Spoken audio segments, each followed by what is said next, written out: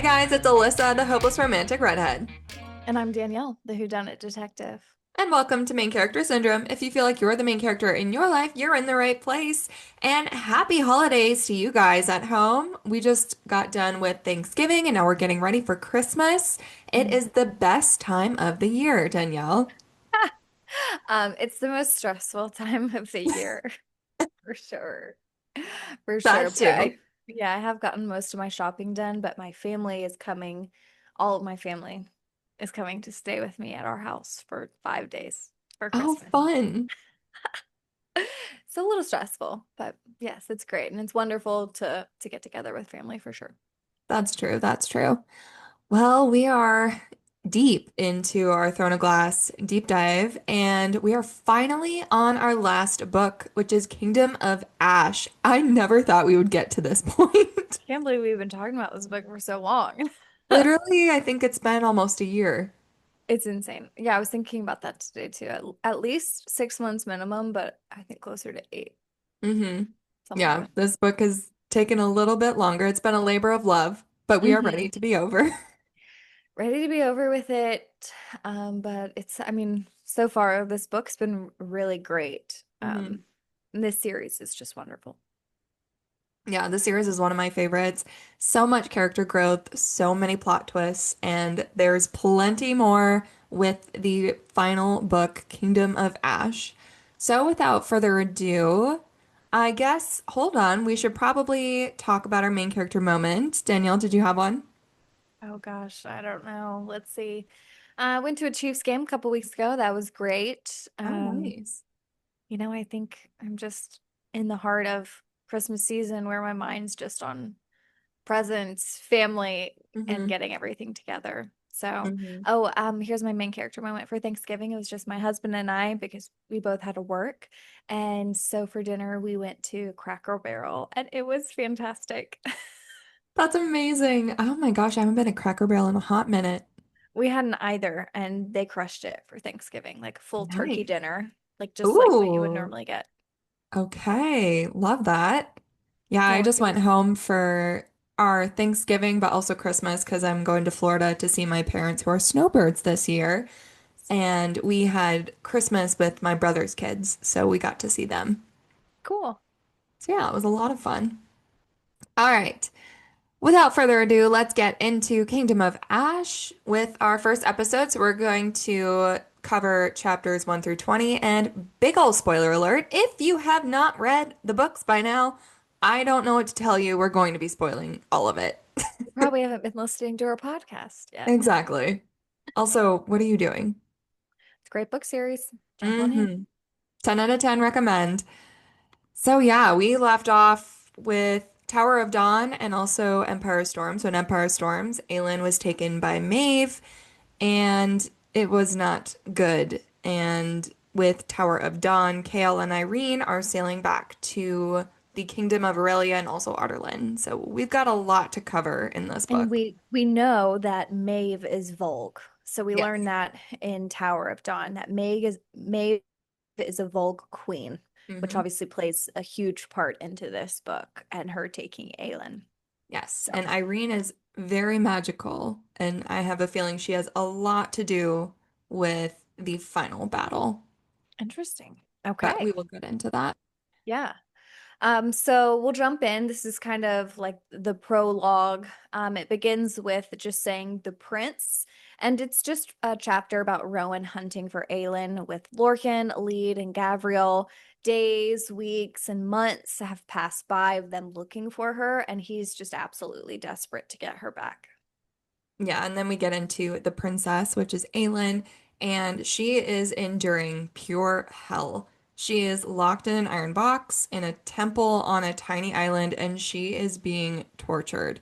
I should put a trigger warning to this book. It does get a bit dark with some of the things that they do to her. Yeah, it does.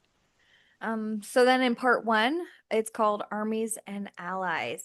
Aedion and his kind of whole group, they're all back at Terrasen. That includes Lysandra. Lysandra is still playing Aelin because she's a shapeshifter, and no one has noticed yet, even though Lysandra actually still has the brand on her wrist that can't be hidden from her being a courtesan.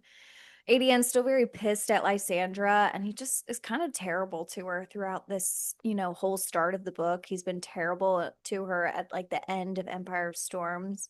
And so anyways, Lysandra goes on a scouting mission. They go on a scouting mission, and many believe that Erewhon won't attack them there in Terrasen until the spring because the weather is so bad and he wants to wait until it's better. But Adian doesn't believe that that's the case. Ren has a scout that says 6 Volg were in the area, and so they go out to get them and they kill them all except for one. Adian then goes to Owlsbrook Castle, and there's this green-eyed falcon there listening, which I am pretty certain is Lysandra. And then Adian and Ren are war plotting. Then we have Dorian and Manon. They're gone, and Adian doesn't know where they are, but they're kind of on their own mission. Now, the Volg they left alive just keeps kind of laughing at them. And he's like confusing them as to why they were there instead of sending flying witches to them. And then Adian tells Ren he never told Aelin about his opium den that he used to go frequent in Rifthold. But even if she did know about his kind of bad things that he's done, she would still allow him in her court. And then we see Evangeline again, who is once again the young courtesan that Lysandra saved from becoming a courtesan by scarring her face. And so Lysandra's kind of like her mother figure. She's there, greets Adian, and of course, Lysandra comes out. And then the next day, Adian opens up a letter from Killian, who is in the Bane with him, that says Morras troops made it to the coast at Eldoris and destroyed everything, and that they could be to Orinth in a week. Yeah, and Fleetfoot is there as well. So Yes. Fleetfoot is alive and well, in case anybody wanted to know. Yes. Chapter 2, a lead is with Gavriel, Lorcan, and Rowan as they search for Aelin. They are in a city near Doranel. This is important. Elide refuses to acknowledge Lorcan or say his name. She just says, like, this dark figure. And then Rowan has found a general that he tortures for information on Aelin's whereabouts. And this voice in Elide's head that we've heard in the last couple books, she calls Anieth, and I don't quite remember who that is, Mm-hmm. but she's telling her to watch, which is kind of disturbing. But it has been 2 months since Aelin was taken. So, chapter 3, we're finally back to Aelin's point of view, and Aelin's having a dream where Oakwald, the forest, is burning, and the Lord of the North is going towards Aelin screaming and runs into the burning woods. Next change of scene after this dream, and Can, who is the torturer of Maves, he lays Aelin on a stone altar, and she's covered in iron, which we know to suppress her magic. And Fenris is there in his wolf form. Her and Fenris have created a code to talk through blinking and kind of checking on each other, like, are you okay? Yes, no, and that kind of stuff. And then Can is beating her over and over again. And he's beating her to try to force her to take the blood oath to Maeve.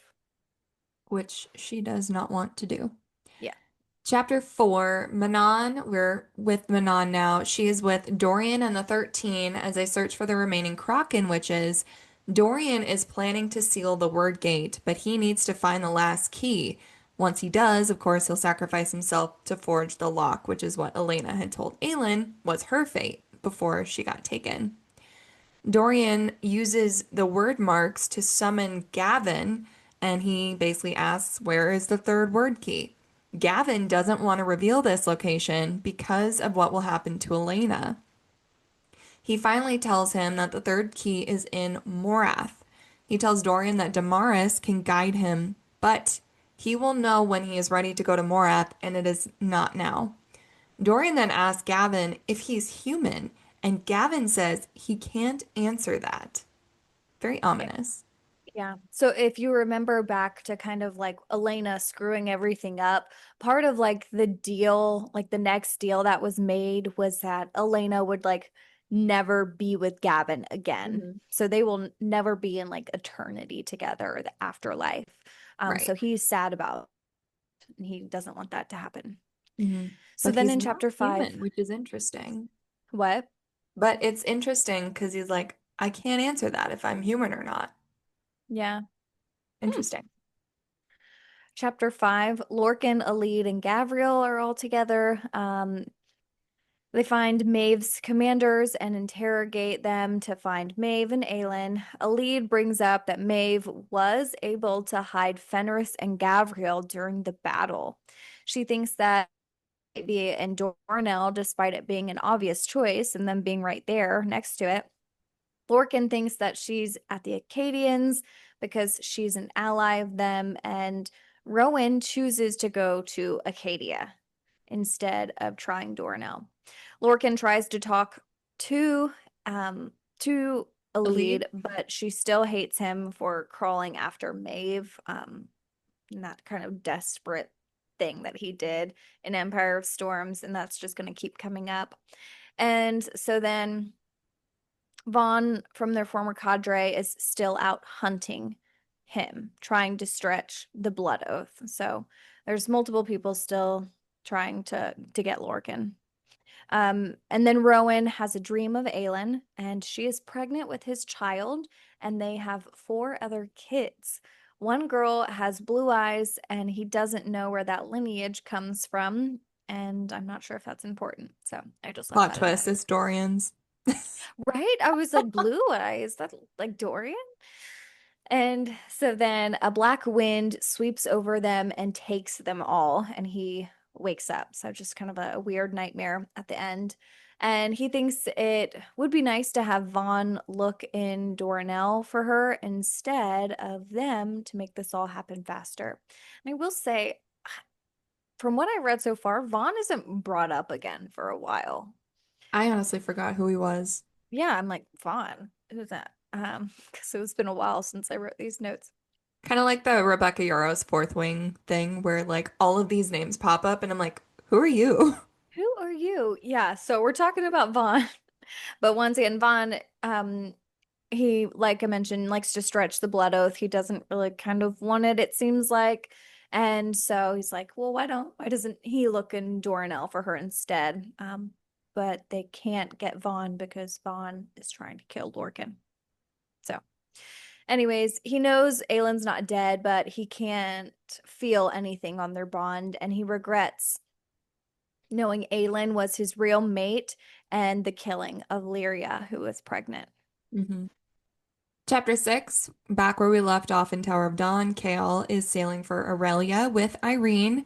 They don't know that Maeve has taken Aelin yet.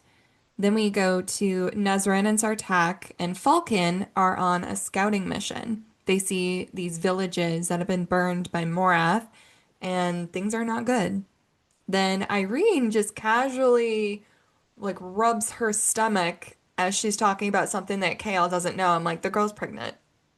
Oh, for sure. There were like so many signs, and yeah, we'll just spoil that now. She's pregnant. So I mean, it kind of it says on the page, it does.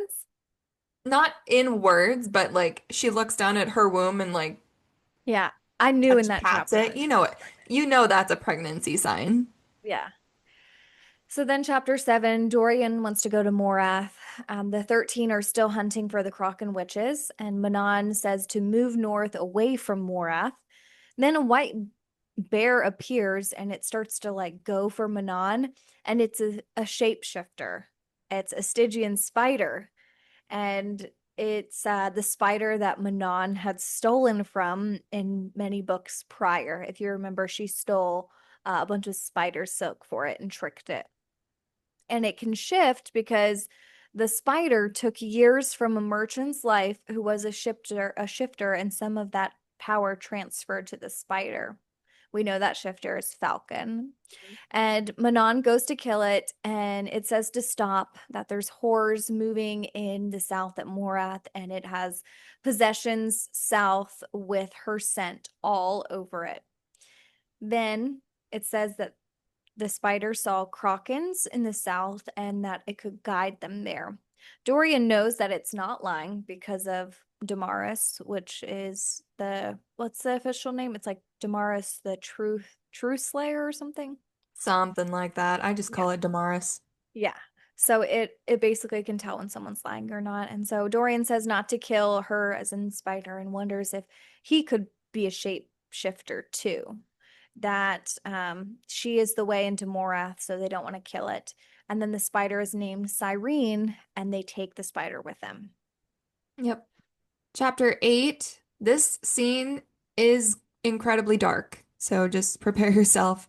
Cairn takes Aelin to see Maeve, and Aelin realizes that they are actually in Dornell. Remember where I said that was important? Rowan was literally so close to getting her, and they decided to switch directions. So that was kind of sad to read. Maeve puts Mab's crown on Aelin and then makes her kneel on broken glass. Connell, Fenris's brother, transforms from his black wolf form to tell Fenris that he is a disgrace and that he wants nothing to do with him. And Maeve reveals that she knows that Lysandra is currently pretending to be Aelin, and she then orders Connell to do something to which he takes a knife and then she makes him plunge it into his own heart and kill himself, like right in front of Fenris. Aelin manages to cut both Karen and Maeve with a shard of glass, and then for a second, Aelin sees Maeve's blood is black. Now remember, Aelin has no idea that Maeve is the Vault Queen, Mhm. but she's starting to see some signs. Yeah, it was like black and then immediately like changed over to red. So she was still kind of like questioning. She's like, was that just like a trick of my mind? Like what?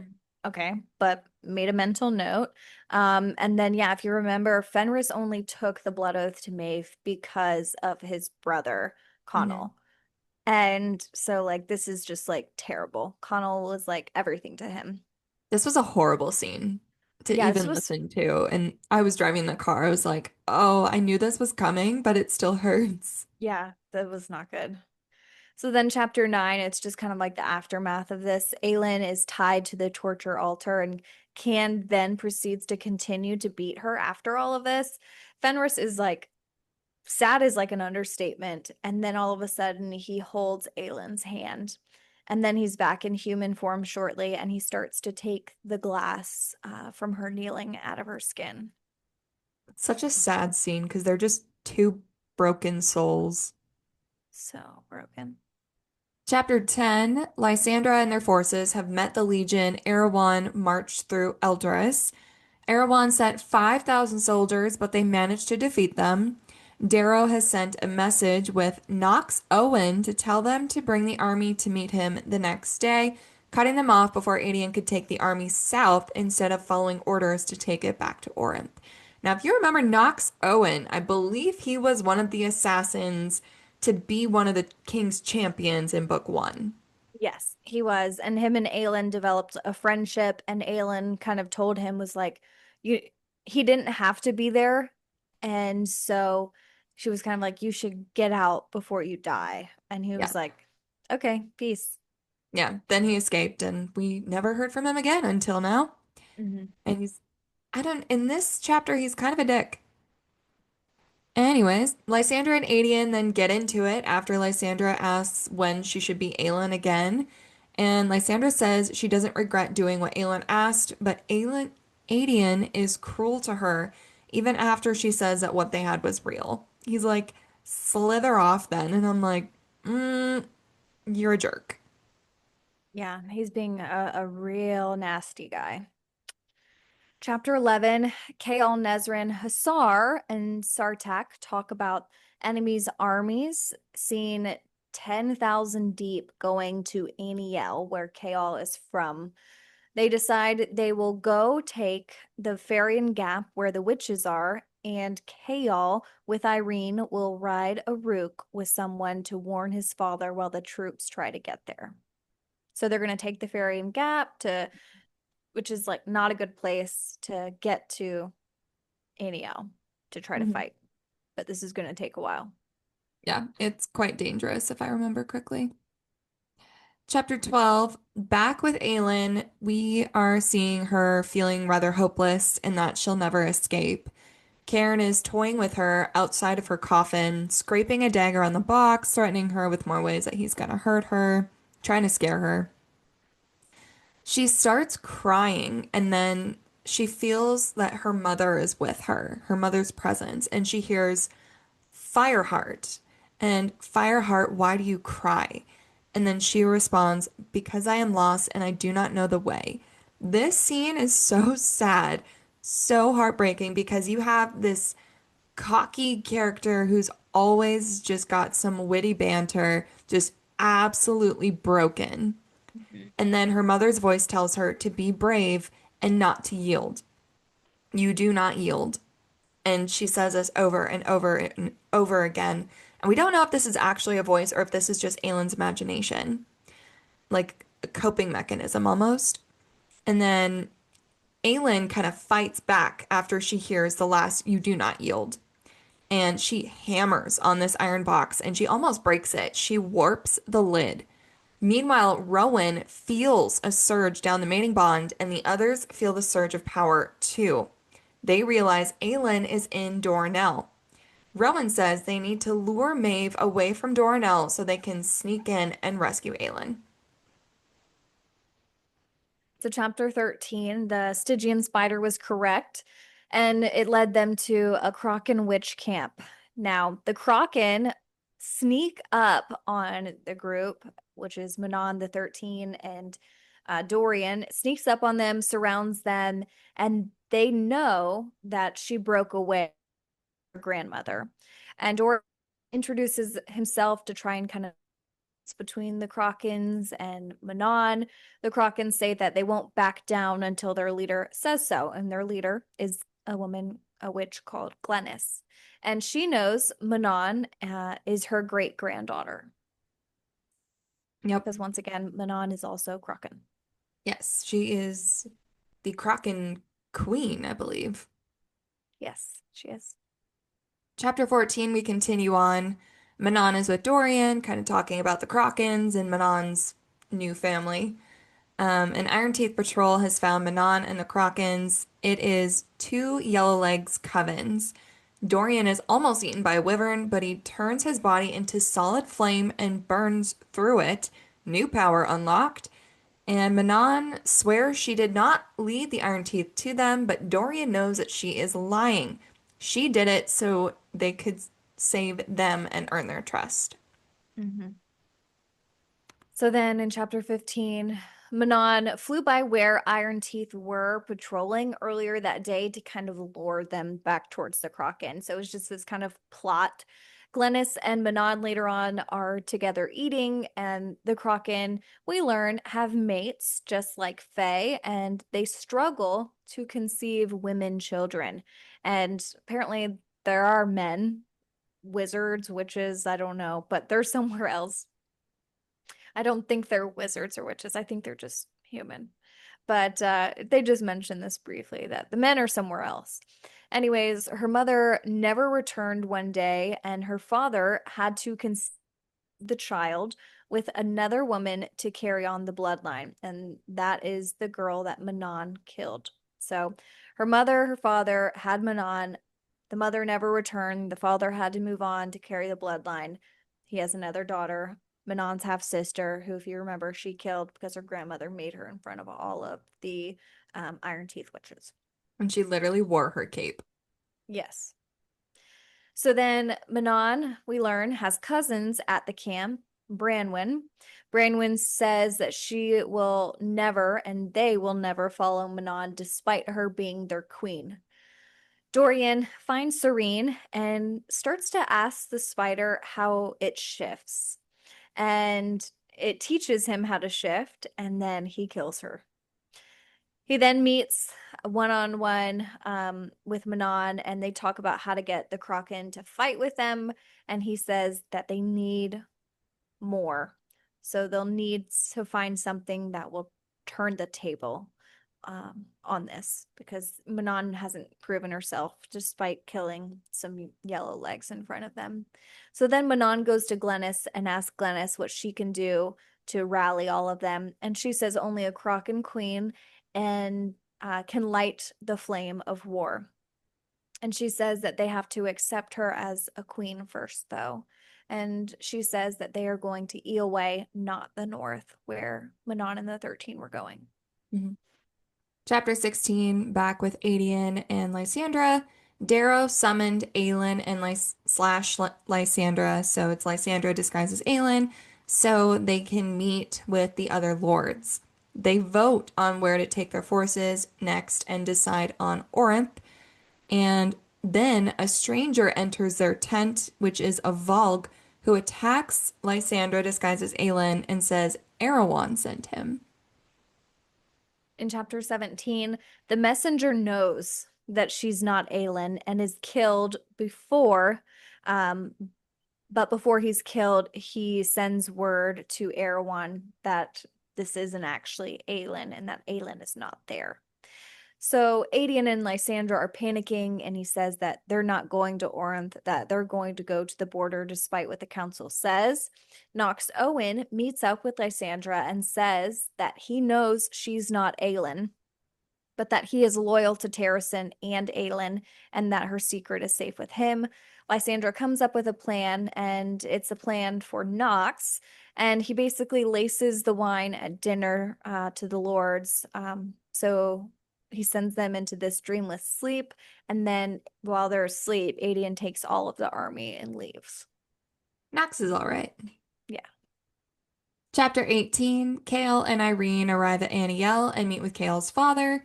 Pretty short chapter. They tell him 10,000 troops are headed towards Aniel and to be ready to ready their men.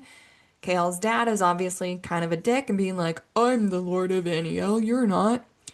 Chaol then tells his father to find the wild men of the Fangs to help. Basically, I don't care what you say, you're going to die if you don't listen. Then chapter 19, Chaol and Irene, they go to their own guest room, and his father did begin evacuations for people in the city. But the people don't have a good place to go, being surrounded by Morath's troops, but they will try to make it while in the Fangs. And then all of a sudden the Rooks arrive. Hmm. So, chapter 20, this one's kind of a long one, so bear with me. There's a lot of information here. Maeve is giving Aelin false memories of what could have been if Erewhon never came to Aurelia. In this fake memory, Maeve tells Aelin the story of Maeve, allegedly. And she says a young queen was born in a world where power is not inherited but born. She had power stronger than all others. Three kings came to find her and get her hand in marriage. She picked the eldest brother for his library and what she could learn from it. Smart woman. She learned that there were other worlds than her own, worlds where the sky is blue and the land is green. So, unlike her dark world, creating doors between worlds had been outlawed long ago, but she found the spells to be able to do it within the library. She came to a new world and became queen there too. The three kings then found that world and she fought them. They did not know it was her. She sent two back, and the last was left so broken that he hid. The three kings had found a way to permanently open a gate between worlds and made three keys to do so. She says she wants a keys to banish the king back to his world so she can keep this new one and keep it new and lovely. Sweetly, she asks Aelin where she thinks the keys are. This whole thing that she's doing is she's trying to trick her with false memories so she will reveal the true locations of the keys. Basically, like, I want to save the world.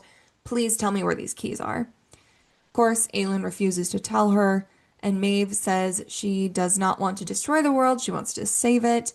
Aelin doesn't do what Maeve wants, so Maeve shows her a vision of her snapping Rowan's neck in his little hawk body instead. And Aelin is distraught. Maeve then tells Aelin she has heard a Vogue commander has been caught with a collar, and she plans to go and retrieve the collar to put it on Aelin. This sends Aelin into a spiral. She is so distraught at the thought of submitting to that collar. Yeah. Karen then moves her somewhere more secure. And then that is the end of our episode. Yeah. A lot of build up. There was a lot of world building kind of and just extra information in these 20 chapters. Mhm. Um, but the chapters start to get a little bit shorter, I think, in the next episode that we'll do.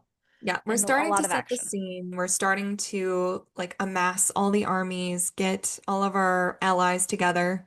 It's Hmm. literally in the title of the first part. So I feel like a lot of the world building starts and then we'll get a little bit more action. But I feel like we're getting close to the rescue. And Yeah. that's the best part because we'll get a little reunion with Rowan and Aelin. Yeah. But for now, to the readers who listen, we'll see you later. Bye, everyone.